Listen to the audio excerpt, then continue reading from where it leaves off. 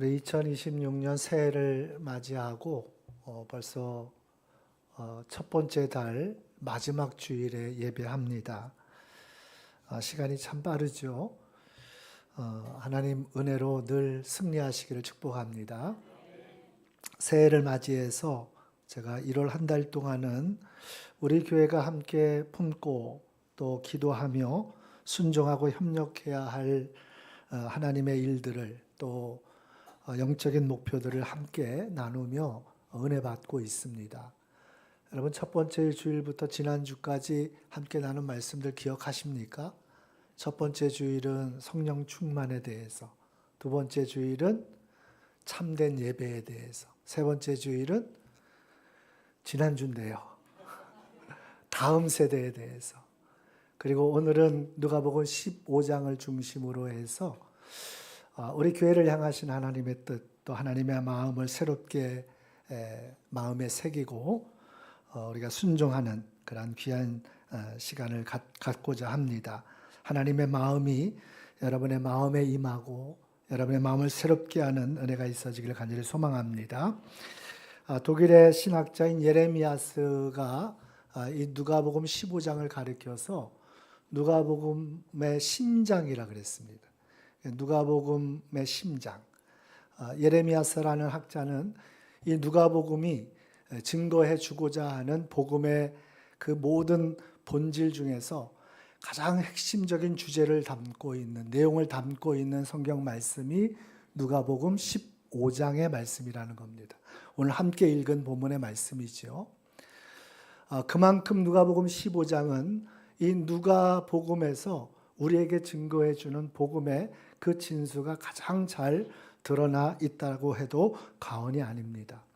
근데 누가복음 15장은 의외로 너무나 쉽습니다. 우리 성도님들이 다 익히 알고 있는 내용의 말씀이고 한 번쯤은 다 들어봤던 그런 내용의 말씀이지요. 세 가지 비유가 증거되고 있는데 세 가지 비유를 여러분 한번 생각을 해보십시오. 첫 번째는 잃은 양을 찾는 목자의 비유고, 두 번째는 잃어버린 드라크마, 한 드라크마를 찾는 여인의 비유에 대한 말씀이고, 세 번째는 집 나간 아들, 탕자를 기다리는 아버지에 대한 말씀이에요. 그래서 탕자의 비유 다 들어보셨죠? 여기 탕자 있습니까? 없습니까? 사실은 우리가 다 나갔다가 들어온 자녀들 아닙니까? 자, 그런데 이 세 가지 비유를 소개하면서 이 내용 속에는 굉장히 중요한 복음의 본질이 담겨져 있다는 거예요. 특별히 누가는 이 세 가지 비유를 우리에게 증거해 주면서 그 예수님의 세 가지 비유, 분명히 형식적으로는 세 가지 비유가 소개되고 있는데 이 비유를 세 가지 복수로 표현하지 않고 단수로 표현하고 있다는 거예요. 그래서 3절 말씀에 보면 여러분 이렇게 말씀이 기록이 되어져 있습니다. 누가가 기록한 말씀인데 한번 화면을 보실까요? 시작.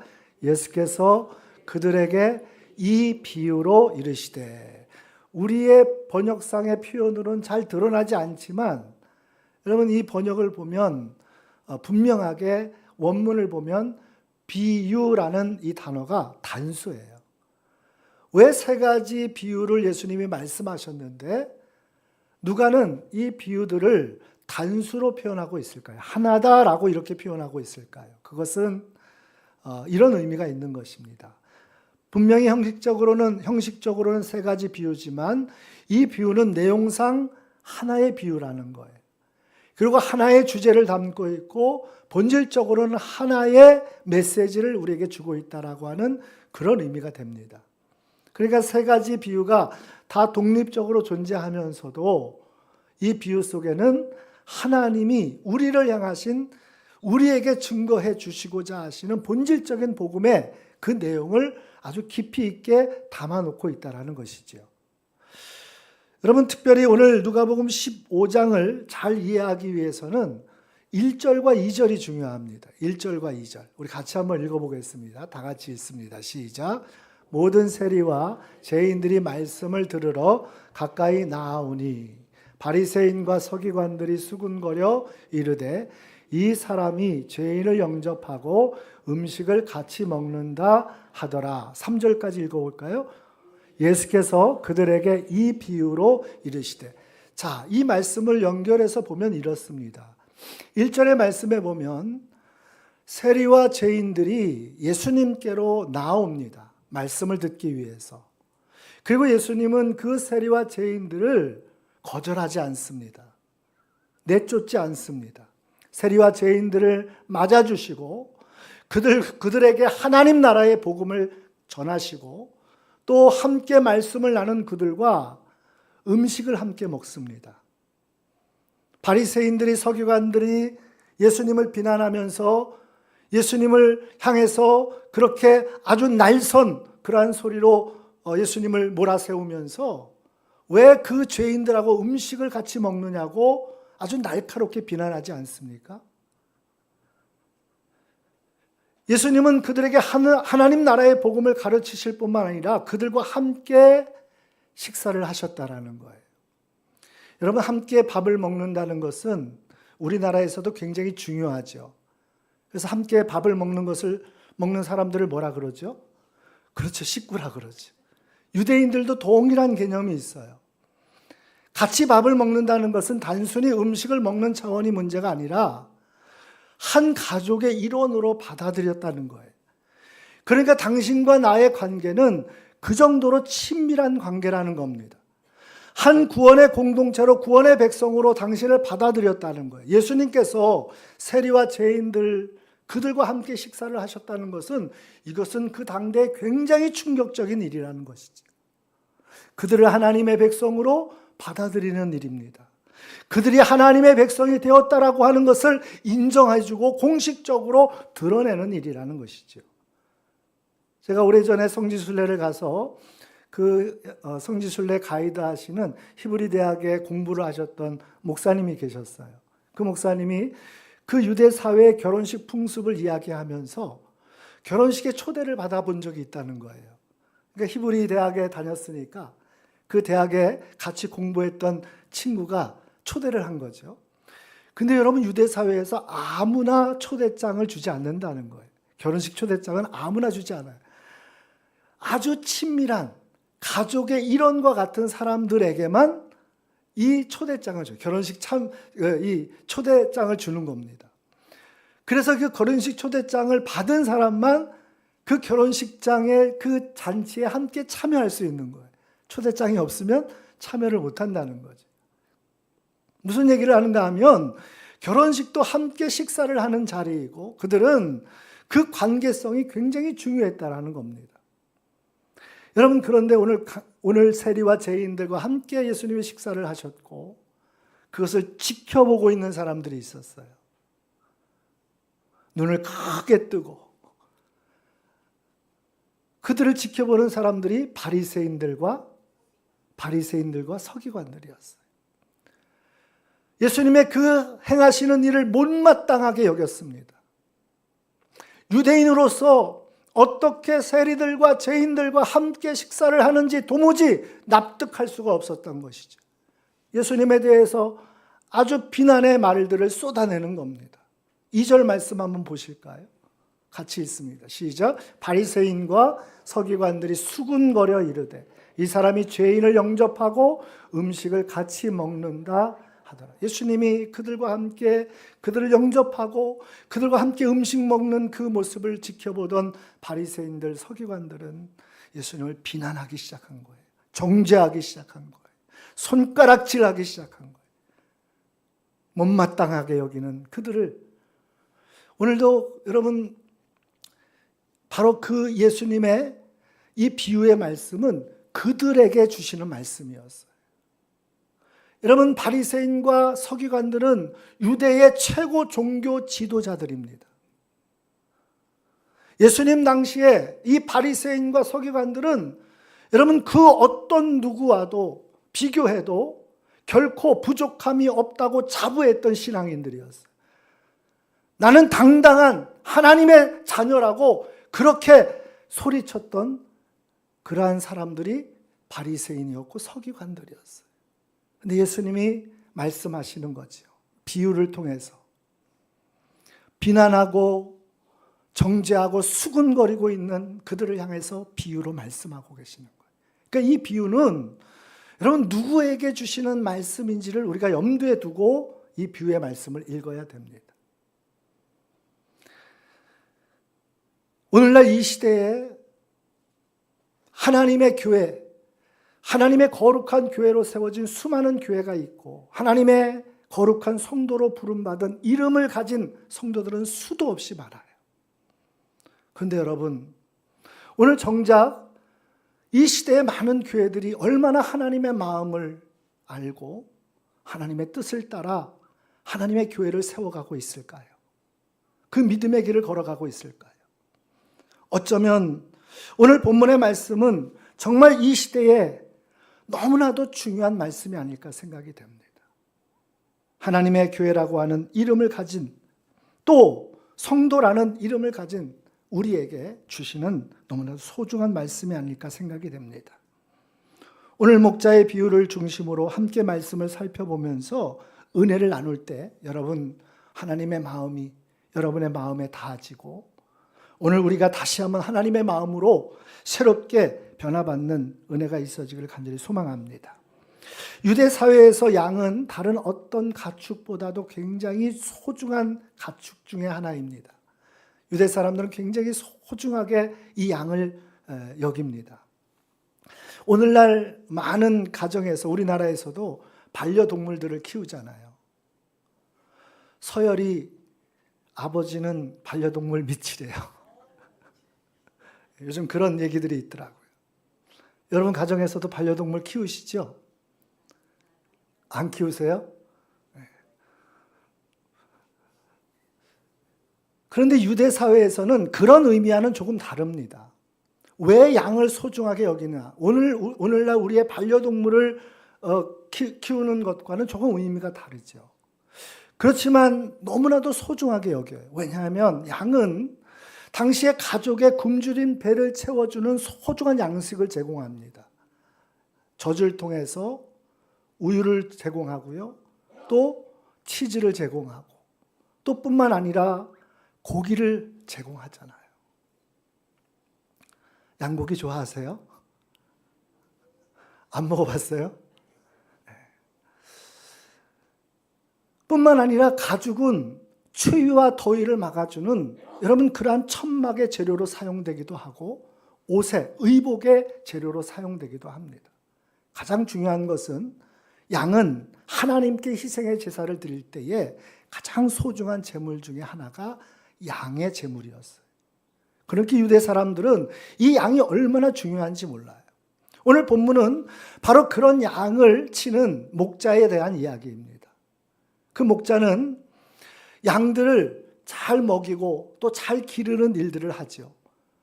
유대 사회에서 여러분 대부분이 이 양을 먹이는 목초지가 있는 곳은 중앙 고원지대예요. 높은 지역에 주로 위치해 있습니다. 그래서 골짜기도 지나가야 되고 험악한 길도 올라가야 돼요.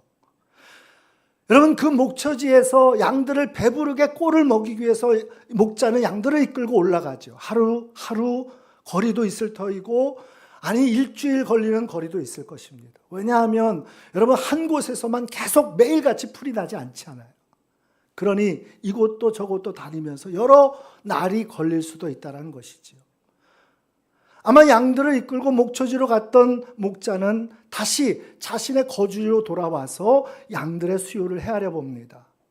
그 수요를 헤아렸더니 100마리의 양 중에서 한 마리의 양을 잃어버린 것을 알게 됩니다. 양을 정확하게 어떤 양을 잃어버렸는지 목자는 알고 있는 거예요. 우리는 여러분 양을 키우는 목장에 가보셨나요? 저 대관령에 가보면 양떼 목장이라고 있어요.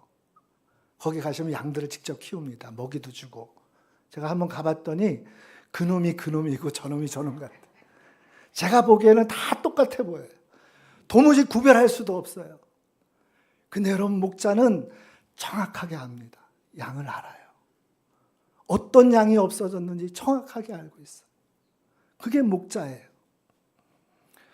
여러분 제가 주일날 이렇게 예배를 함께 드리면서 정신없이 예배를 드리고 설교하는 것 같아도 여러분 저의 눈에 이렇게 들어오는 분들이 있어요.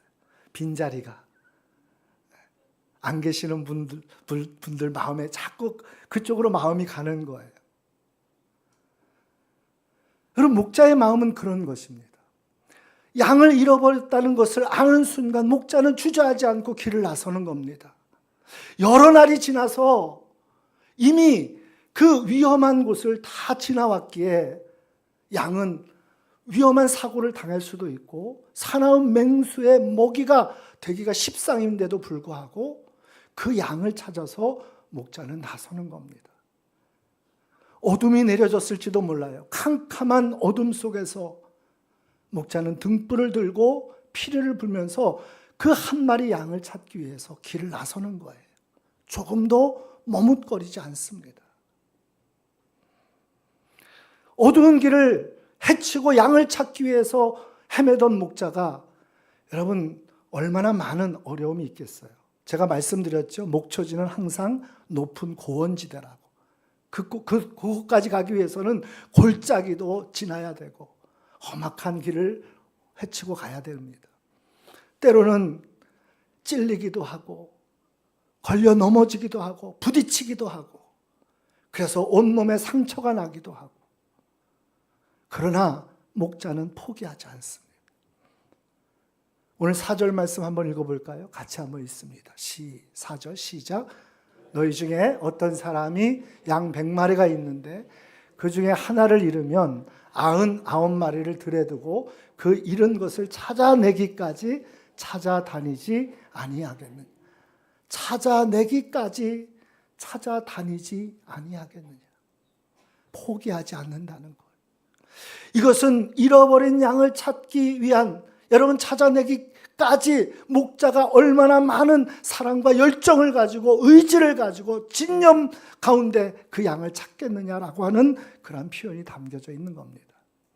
이 본문을 우리가 읽으면서 어떤 분들은 그래요. 그럼 99마리 양은 내팽겨치고 가는 거냐. 여러분 목자가 그런 목자가 아니시잖아요. 100마리의 양을 거느릴 정도의 목자면 여러분 혼자 하지 않습니다. 서로 돕는 분이 다 있어요. 걱정하지 마세요. 99마리는 그럼 내팽겨치면 그것들은 다 어떻게 되고 그게 아니잖아요. 지금 본문이 말씀해 주고 있는 것은 잃어버린 양.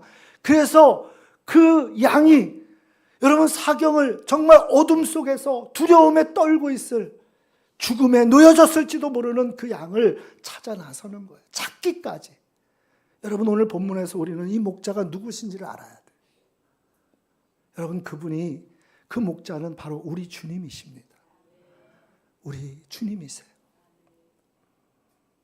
한 마리 잃어버린 양을 찾도록 찾아내기까지 찾아다니시는 그분이 우리 주님이세요. 마치 여러분 어둠이 내려진 캄캄한 길을 온갖 어려움을 무릅쓰고 멈추지 않고 나아가는 여러분 그 목자는 바로 우리 주님이세요.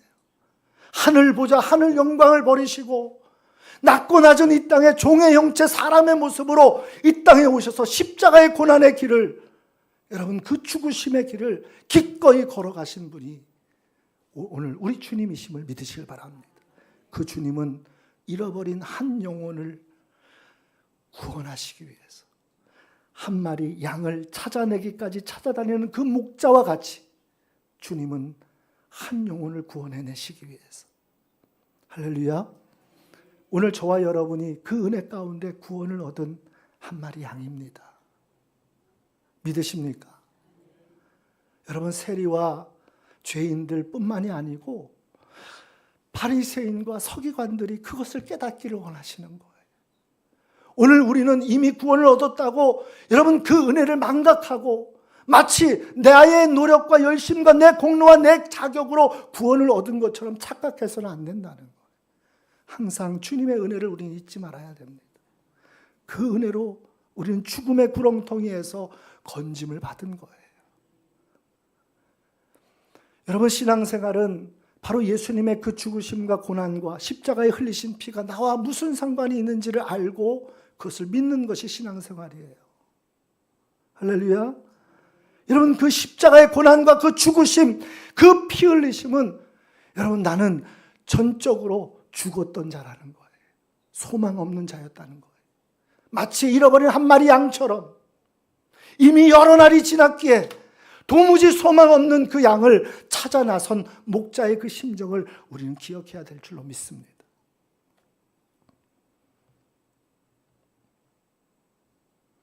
그래서 이사야 선지자는 우리에게 이렇게 말하고 있지요.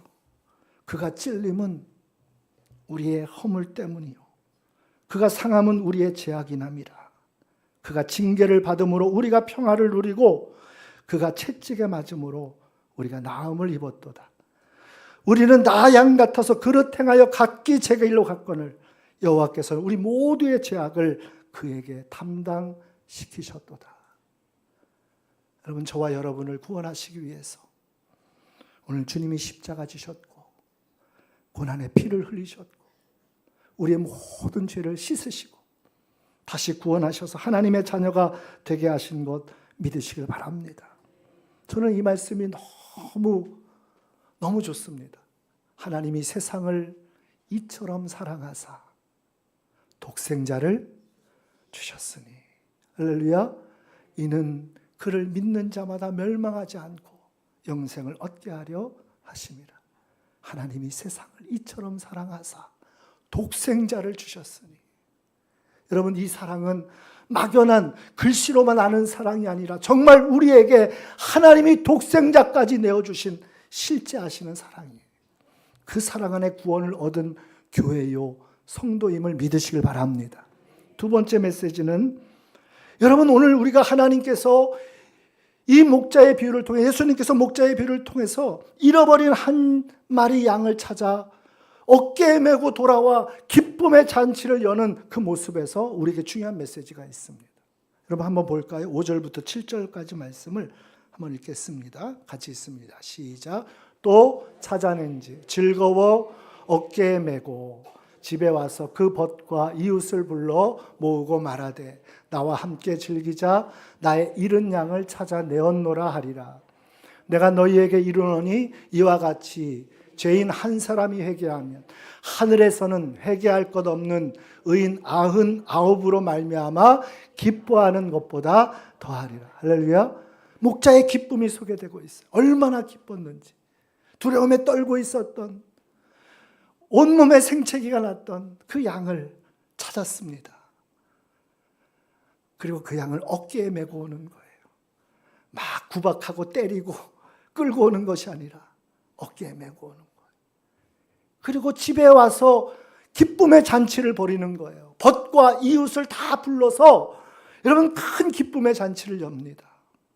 함께, 나와 함께 즐기자. 할렐루야. 나와 함께 즐기자. 나의 잃은 양을 찾아내었노라. 여러분, 이것이 목자의 기쁨이에요.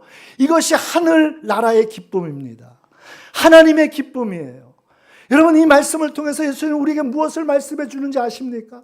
한 잃어버린 양을 찾은 그 목자의 기쁨이 하나님의 기쁨이고, 여러분 그 기쁨에 함께 즐거워해야 할 것이 오늘 교회요 성도라는 사실을 우리에게 말씀해 주고 있는 겁니다.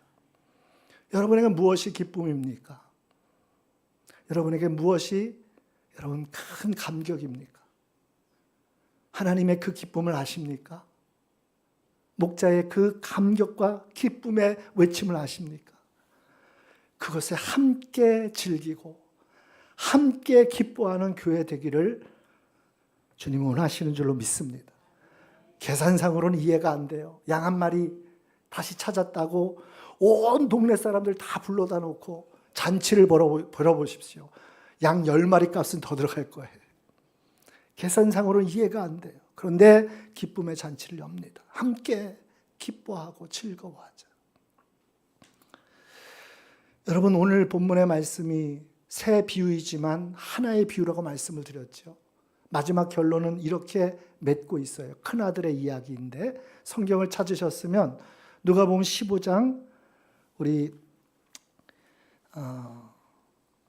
25절부터 한번 보겠습니다. 15장 25절. 누가복음 15장. 성경에 화면에 없으니까, 자, 우리 15장 25절부터 마지막 32절까지 한 절씩 교독합니다. 맏아들은 밭에 있다가 돌아와 집에 가까이 왔을 때에 풍악과 춤추는 소리를 듣고 대답하되 당신의 동생이 돌아왔음에 당신의 아버지가 건강한 그를 다시 맞아들이게 됨으로 인하여 살진 송아지를 잡았나이다 하니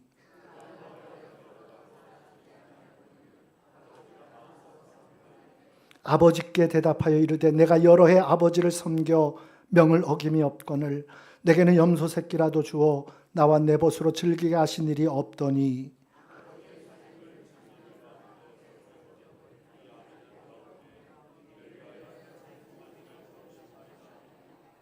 아버지가 이르되 예 너는 항상 나와 함께 있으니 내 것이 다 내 것이로되 이 내 동생은 죽었다가 살아났으며 내가 잃었다가 얻었기로 우리가 즐거워하고 기뻐하는 것이 마땅하다 하니라. 아멘.